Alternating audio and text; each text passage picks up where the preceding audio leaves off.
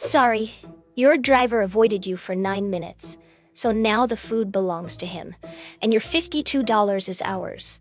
Have a great night. Let me tell you about a frustrating experience I had with a well-known food delivery app, which happens to be a spin-off of a popular ride-sharing company.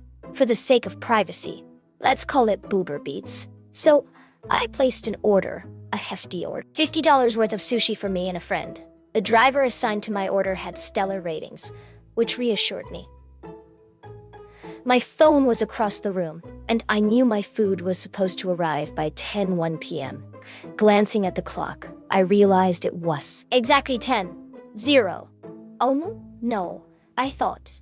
Better grab my phone and see if the driver is trying to reach me. Sure enough, there was a notification stating he'd arrived 6 minutes earlier. Oddly, there weren't any missed calls. My phone had been on vibrate, and I would have heard it from where I was, so I knew he hadn't tried to contact me. It felt inconsiderate, even rude, that he didn't bother to call. Alongside the notification, there was a warning from Boober Beats. Your driver can cancel your order without a refund after 8 minutes. I rushed outside, texting the driver that I was on my way, and asking where he was. At this point, I felt relieved. It hadn't been 8 minutes yet, so I figured I had a chance to resolve this. But here's where things took a turn. I started searching for his car and sent him multiple texts, followed by a series of phone calls. According to the app, my texts were being marked as read, yet he didn't respond. All my calls went straight to voicemail.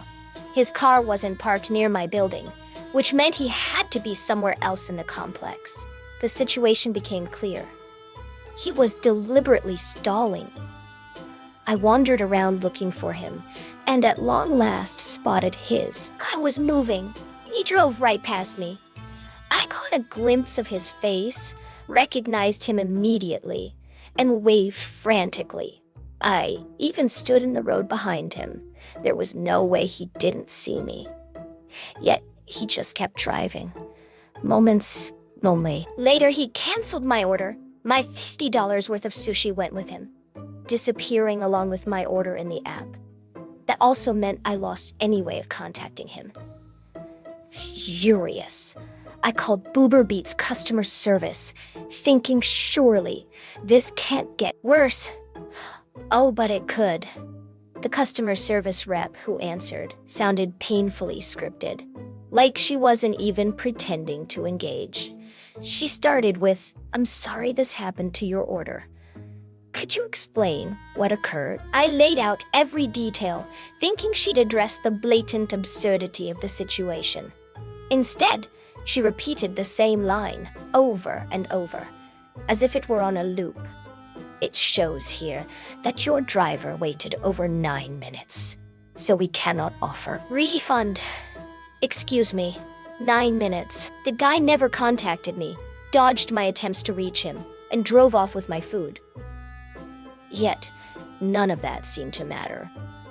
I asked if there was someone else I could speak to who might have the authority to issue a refund. She offered to transfer me to her supervisor, so I waited on hold for a couple of minutes. When the line picked up again, it was her, claiming to be the supervisor. I'm not one to jump to conclusions, but her voice was unmistakable. Both my friends, who were listening in on the call, said the same thing. "That's definitely the same woman."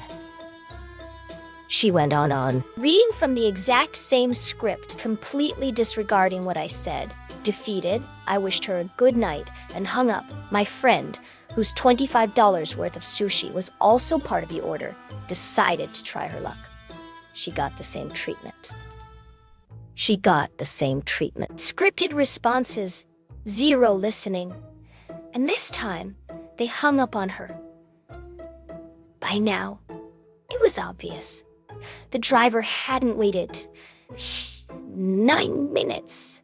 He had parked his car out of sight and intentionally avoided me. But to Boober Beats, none of this mattered. Frustrated but determined, I contacted my bank and explained the situation. Even though it was nearly midnight, they handled my call with professionalism and empathy. Within minutes, the charge was reversed. A huge shootout to Chasey Bank for actually supporting their customers when they get swindled by a delivery service. So, the moral of the story: if you're going to use a food delivery app, make sure you have a solid bank that will have your back when things go sideways. Teledor too long didn't read. A Booba Beats driver ignored my calls, texted me, then drove off with my sushi while literally waved at him. Customer service was a nightmare, but my bank saved the day. Major update, refund success. Guess what? After sending 5 more complaints through the app and enduring endless scripted responses, someone finally refunded me. It only took 11 tries and a whole lot of persistence, but Boober Beats has redeemed itself. For now, they're still on probation in my book. Innocently exposed my dealership's shortcut, and it shattered 10 years of trust. I've been leasing cars for business since 27, always sticking with the same dealership. Over the years, I've relied on them for everything: buying, leasing, and all my vehicle maintenance. I thought I was building a solid, trustworthy relationship. Every oil change, checkup, or repair went through their service department, partly to keep the records clean for better trade-in value, and partly because they always treated me right. That trust, however, was crushed during what should have been a routine visit. A few weeks ago, I took my car in for a 15,000-mile oil change and checkup. While waiting, the service advisor approached and suggested I had a tire rotation and wheel alignment. Trusting them, as I always had, I agreed without hesitation. I drive a lot for work, so it made sense. When the car was ready, though, something made me pause before leaving. Here's a bit of Vorleaf backstory. Last summer, I clipped a curb while parking to pick up my granddaughter from school. It left an unmistakable scratch on the right front wheel, a painful reminder of that small but noticeable mistake. Curiosity got the better of me, and I walked over to check the wheel. There it was. The exact same scratch in the exact same spot. My stomach sank. I called over the service writer and asked. When they do a tire rotation, they're supposed to change the location of the wheels. Right. Yes, he replied, looking confident, until I pointed out the scratch. His face instantly turned pale. Realizing the wheels hadn't been rotated at all, he called over the manager. What followed was a flurry of hushed conversations and hurried movements as they scrambled to fix things. They told me they'd take the car back and do the rotation properly. But by that point, I was done waiting. I told them I just wanted my money back for the service I didn't receive. To their credit, they refunded the $28 for the rotation, and they even offered me free oil changes as a goodwill gesture. But since my lease already includes oil changes, the offer felt hollow. The incident left me uneasy, so I asked to speak with Uneasy, the general manager. Everyone I spoke to apologized profusely, but words only go so far. I filed a formal complaint with their motor division, requesting a callback from someone higher up, someone who could take accountability. The result: silence.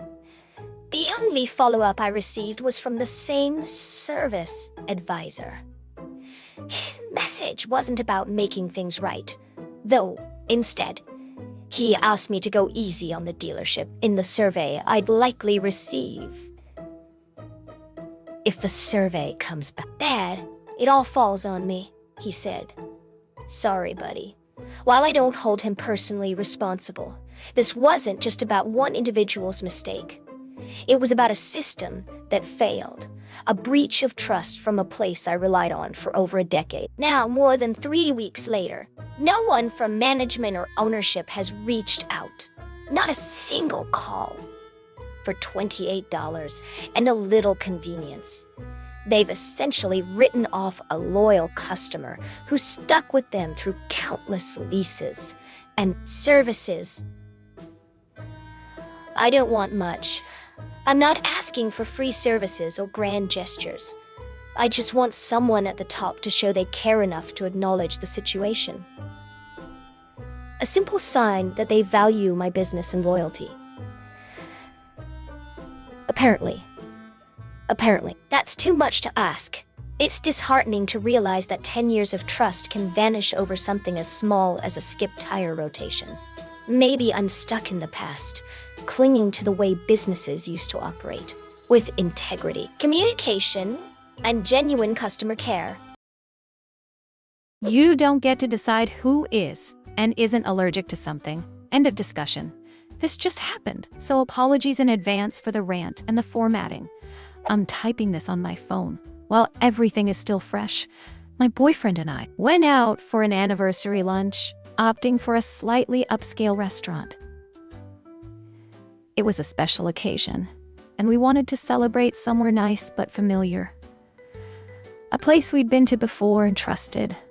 Trust was especially important because my boyfriend has celiac disease, meaning gluten is absolutely off limits. We're talking no bread, no pasta, no pastries. None of it. Seems straightforward enough, right? Apparently not. The restaurant had earned our loyalty on a previous visit because they advertised contamination-free preparation for diners with allergies and even offered dedicated gluten-free menu items, including bread and pasta. During that first experience, they lived up to their promises. My boyfriend had a fantastic meal without any of the usual side effects. No bloating, no discomfort, nothing. Naturally, when it came time to celebrate our anniversary, this spot felt like the obvious choice. I even checked online beforehand to make sure there were any new complaints about allergy mishaps. Everything seemed fine. But this time was different. We arrived early, got seated without any fuss, and started without any fuss, and start with drinks while deciding what to order. As before, the menu clearly labeled gluten-free options. My boyfriend was thrilled to see they now offered gluten-free filled pasta, a personal favorite of his. When we asked about it, the waitress, who was super helpful, explained that while they did have the pasta, it would come with a different sauce than the regular version. The kitchen couldn't guarantee the usual sauce was safe from cross-contamination. That was fine with us. With us? Boyfriend happily ordered it as his iantar, along with a simple salad for an appetizer, which was also confirmed to be gluten-free. The appetizers arrived promptly, and we enjoyed them while sipping wine and joking around, just soaking in the anniversary vibes. Everything was going smoothly until the iantar showed up. That's when things started unraveling. It was immediately clear that my boyfriend's dish was served with the regular sauce, not the gluten-free substitute we had been promised. We flagged the waitress, who quickly apologized and admitted it must have been a mix-up in the kitchen.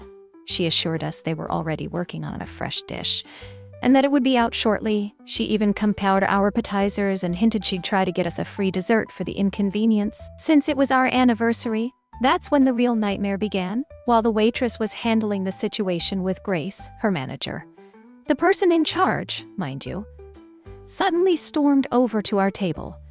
She didn't approach us to apologize or smooth things over.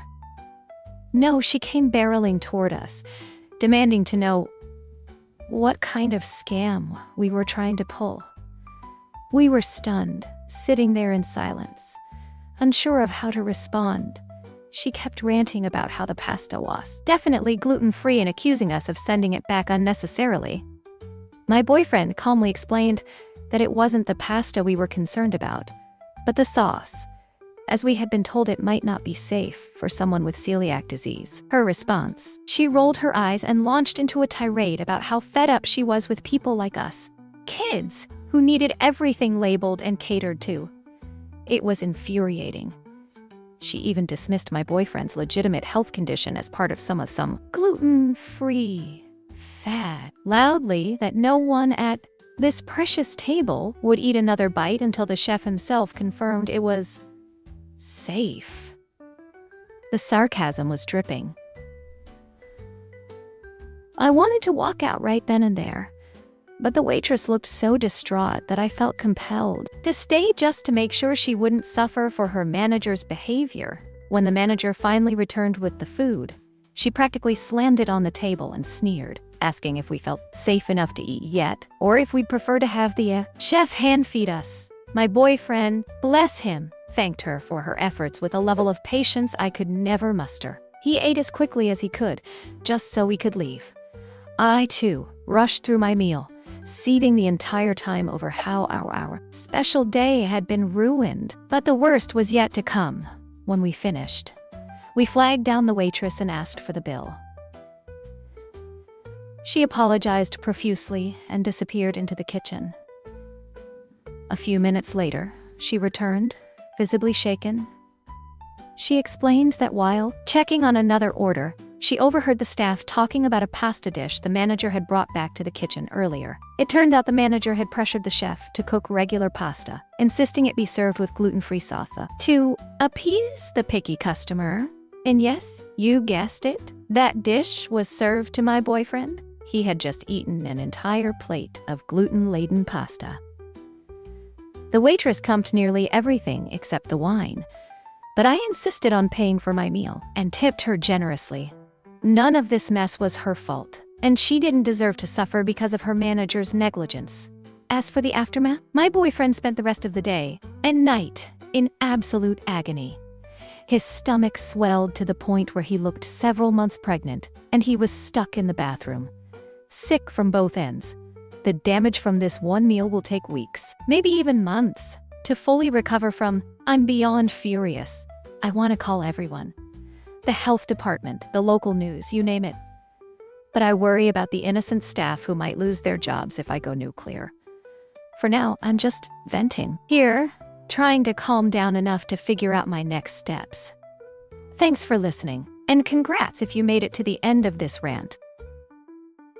Solo dining disaster. I just need to vent about what was supposed to be a relaxing solo dinner, but turned into one of the most awkward, disappointing experiences I've had in a while. I decided to treat myself to a nice meal after a long day in a new city. I hadn't taken myself out in a while because, honestly, solo dining had become anxiety-inducing for me. I'd started feeling self-conscious about being alone at a table, but I wanted to push past that. I made a reservation to avoid any awkwardness and was promptly seated at a two-top when I arrived. So far, so good, until it wasn't. I sat there for about 5 minutes without anyone greeting me, which felt odd but not yet alarming. After another couple of minutes, a waiter passed by and asked if I wanted a drink while I waited. I said yes and ordered a cocktail. At this point, I wasn't even sure if he was my assigned waiter since he didn't introduce himself. He brought my drink, set it down, and disappeared. Then 15 minutes passed. I watched as every table around me was served, waited on, and checked in on, all while seemingly every waiter actively avoided looking in my direction. Feeling invisible, I finally flagged down the hostess, who had just seated a nearby party, and asked if I had a waiter at all. She said, "Oh no, I'll go get him." Soon after, the same man who had taken my drink order returned. He started off with, "It's their loss," and tried to make small talk, clearly assuming I had been stood up. I was confused and tried to explain that I was dining alone. But he interrupted me, over-talking me entirely. He finally asked what I wanted to eat, and I ordered a steak. He said, "Bring some bread," while I waited.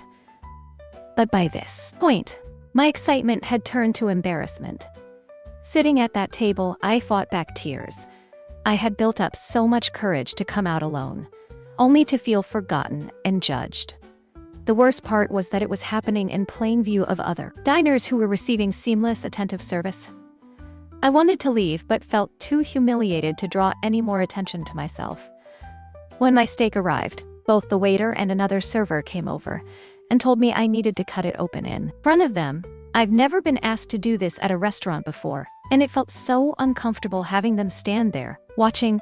I wanted to snap a quick picture of the dish for the memory, but the presentation was ruined by the ordeal. They only checked on me once after serving my meal, even though the waiter had other tables right next to mine, and walked past me multiple times.